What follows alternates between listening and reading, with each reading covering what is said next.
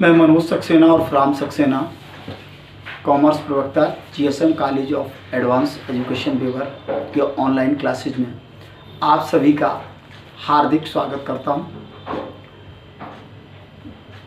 आज मैं आपको बच्चों इनकम टैक्स में वेतन के अलावा अर्थात जब व्यक्ति रिटायरमेंट होता है, अवकाश ग्रहण करता है, तो उस समय भी उससे कुछ धनराशि प्राप्त होती है।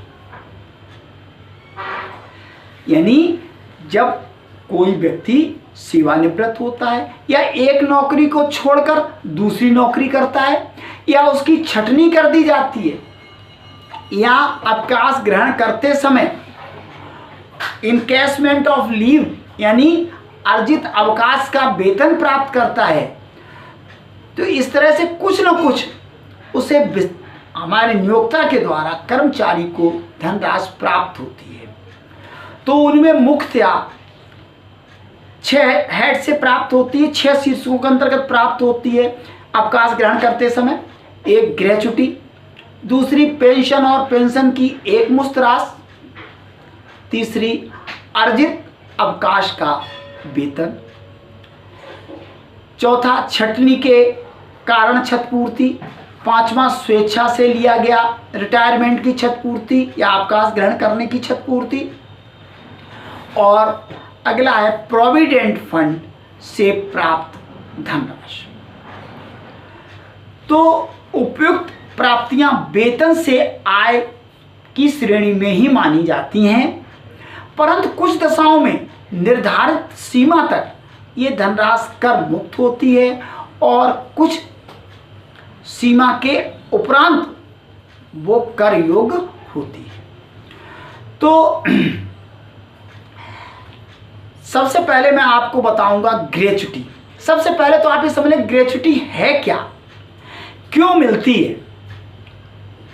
तो ग्रेच्युटी का मतलब होता है कि नियोक्ता द्वारा कर्मचारी के अवकाश ग्रहण करने पर उसे एक मुश्त कुछ धनराशि दे दी जाती, lump sum amount has been paid by employ to employ.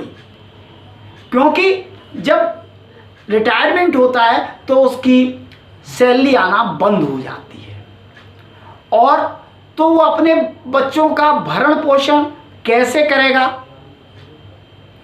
तो इसलिए उसे उस भरण पोषण करने के उद्देश्य से, परिवार के भरण पोषण करने के उद्देश्य से एक मुश्त राशि जो है कर्मचारी को नियोक्ता के द्वारा दी जाती है, तो उसे हम ग्रेच्युटी कहते हैं। तो ग्रेच्युटी कब मिलती है? एक तो मृत्यु के समय मिलती, क्योंकि मृत्यु के समय भी उसका परिवार साधनहीन हो जाता है, और दूसरा अवकाश ग्रहण करते समय, क्योंकि मृत्यु के बाद भी सैलरी नहीं मिलती है और अवकाश ग्रहण के बाद भी सैलरी नहीं मिलती है। तो इसके लिए जो ग्रेच्युटी है उसके 2 श्रेणियों में कर्मचारियों को बांटा गया। एक है सरकारी कर्मचारी, दूसरे अन्य कर्मचारी या प्राइवेट कर्मचारी। तो सरकारी कर्मचारी की दशा में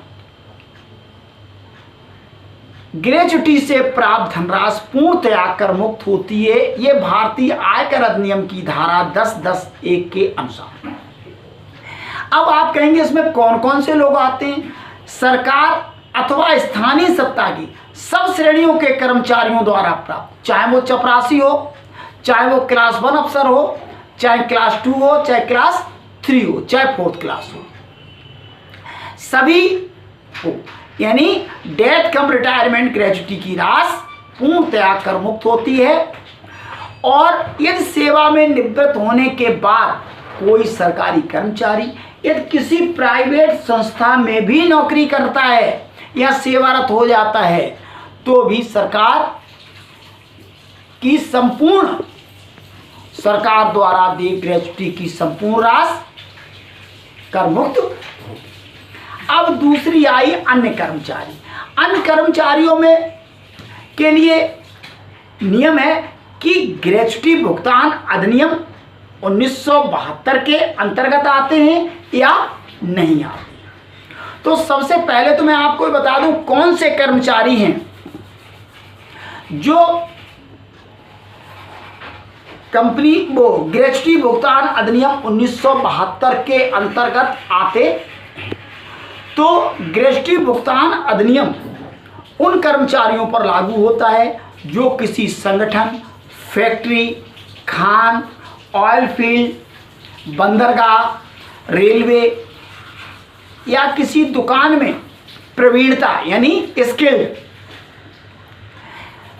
अर्ध प्रवीणता सेमी स्किल्ड और गैर प्रवीणता नॉन स्किल्ड, हस्त संबंधी, प्रबंध संबंधी, तकनीक संबंधी और लिपिकीय संबंधी कार्य कर रही हूँ। वे व्यक्ति भी इस श्रेणी में आते हैं जो प्रबंधकीय पद या प्रशासनिक पद पर कार्यरत हो सकते हैं, इस ग्रेच्युटी भुगतान अधिनियम के अंतर्गत आते हैं। लेकिन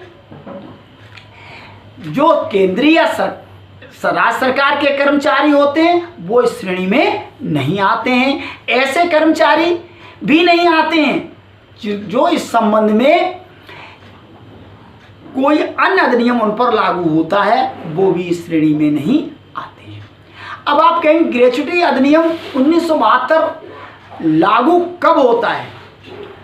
तो मैं आपको बताऊं कि जिन संस्थाओं में पिछले 12 महीने के अंतर्गत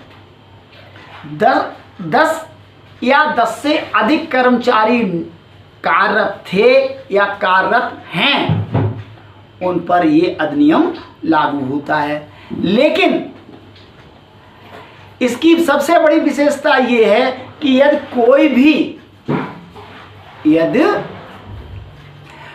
कोई भी संस्था एक बार लागू होने के बाद इस अधिनियम से बच नहीं सकती है, ये हमेशा लागू होगा।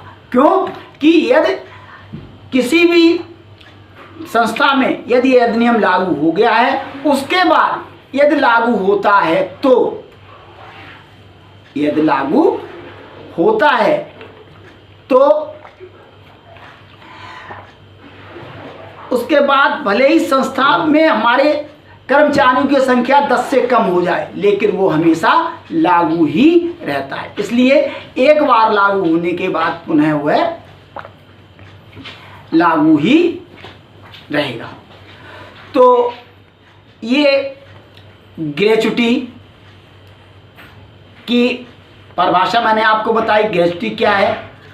और अब मैं आपको अगले वीडियो में बताऊंगा कि दोनों के अंतर्गत ग्रेच्युटी भुगतान अधिनियम 1972 के अधीन और ग्रेच्युटी भुगतान अधिनियम 1972 के अधीन जो नहीं है, उनके अंतर्गत कैसे हम कर मुक्त ग्रेच्युटी की गणना करते हैं।